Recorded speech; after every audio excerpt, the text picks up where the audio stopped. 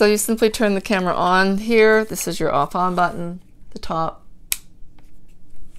And we're just going to go through a few of these things real quick. On the lens here, there is an AF and an MF. The AF stands for autofocus. The MF stands for manual focus. You're going to keep this in autofocus, which I think is the best place to be. It does a really good job of focusing, so I don't think you have to worry about it. And then this is image stabilization.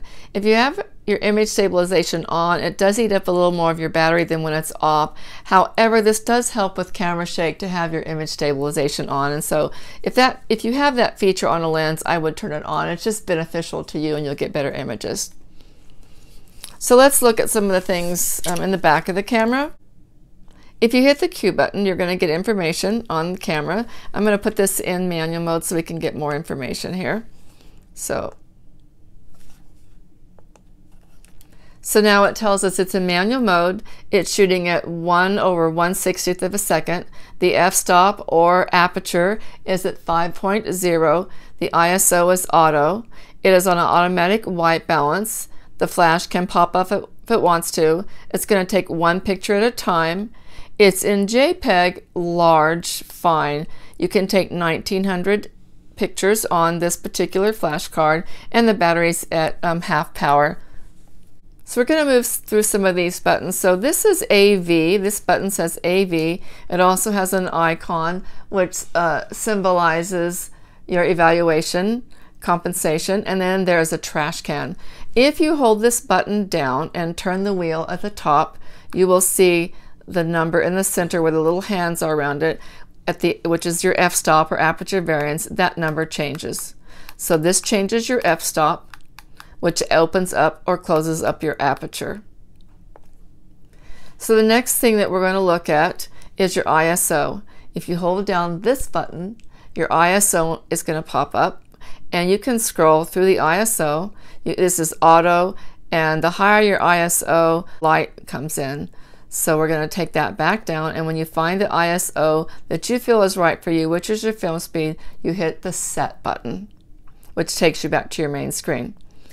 So then we're going to hit the AF button, which tells us that we're going to press the shutter speed down once and take one picture, or it's the AIF. The AI focus is auto intelligent focus, and the camera is going to decide if it should take one picture or if it should continue to focus, or in El Servo, which means that the camera is going to continue to focus on a subject until you push down the shutter button, which if someone's running towards you, that might be something you want. You're taking a picture of a cat, something like that. So you're going to just scroll through these options, and then when you choose the option you want, you hit the set button. So play around with those and see what you think, and so find the one that's best for you. But I'm going to hit set on one shot.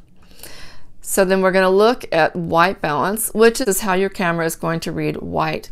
Right now your camera is deciding it's auto, but if you don't like the auto and you're not getting the results you want, you can have a sunny day, you can have a shade, you can have a cloudy day, you can have a light, just a normal light in your house, and then this is your fluorescent lights like you would find it in schools or churches, and then this is if you have a pop-up flash, and then this is your custom settings. So we're going to go back to auto white balance, and we're going to set that, which is going to bring us back to our main screen.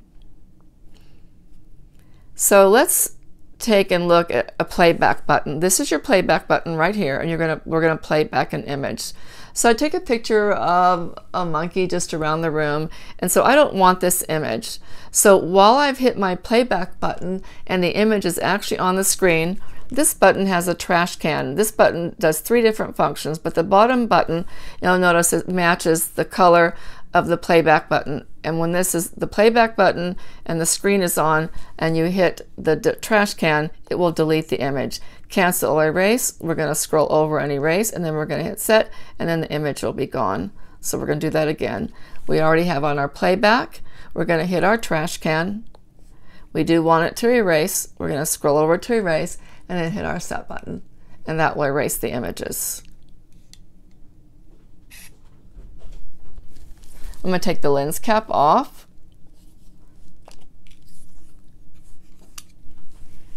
And when you're taking a picture, what you're going to want to do is press your shutter button down halfway until focus is acquired, and you're going to hear it beep. So hear the beep, and once focus is acquired, then press the shutter button down the rest of the way. And at this point, you want to be really careful when you push that down the rest of the way to hold as steady as you can, because this is where you get a lot of camera shake, because when you press that down, you have a tendency maybe to move the camera, not meaning to. So be real careful. So acquire focus, and then press the rest of the way, holding as still as you can. And that's how you take an image. So then you're going to play back the images to see what they look like. You can scroll through the images, which I've been taking pictures of monkeys. And then you can decide which ones you want to delete. So I'm going to hit the trash can, and I'm going to erase this one. Another way to erase is to go to your menu. You're going to hit your menu button, and you can scroll through these menus, but right now it says erase images. And if I hit that button, and I'm going to scroll down, I want to erase all images on this card at this time, so I'm going to scroll down to that. I'm going to hit set, and it's asked me again, am I sure I want to do that? Erase all images, and I'm going to tell it okay, and then I'm going to erase all images. So you can scroll through these icons at the top, your grid display, your ISO, auto, just different things. Your picture style, if you want to change your picture style, you want to change your quality of your image. So right now I suggest that you shoot in JPEG until you have software where you can shoot in RAW. But JPEG is really a nice feature in this, and I think that you'll be just fine there until you better learn how to use the camera, and also once you get software that will let you develop that in RAW. So just scrolling through some of these, erasing the images, histograms, just different things that you can do to set the camera, shutter button speed, things like that, language that you wanted in, custom functions. So that's your menu button. I'm going to hit the menu button again to get back to the regular screen. So I suggest that you read the manual. This will connect to a cell phone, so you can import the images from here onto a cell phone. You have to go in and set that up, so you have to read the manual to do that. This also does live shoot, and you push this button, and so let me take the lens cap there, and so now you see what's on the screen is live, and shoot.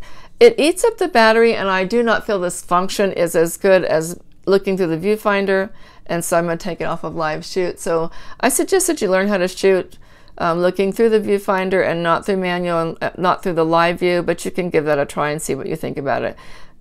And that's also how you record for doing your videos and stuff. So I think that that's pretty much the basics. One other feature that we'll look at is when you hit this button right here and you turn the dial, it moves your focus dot.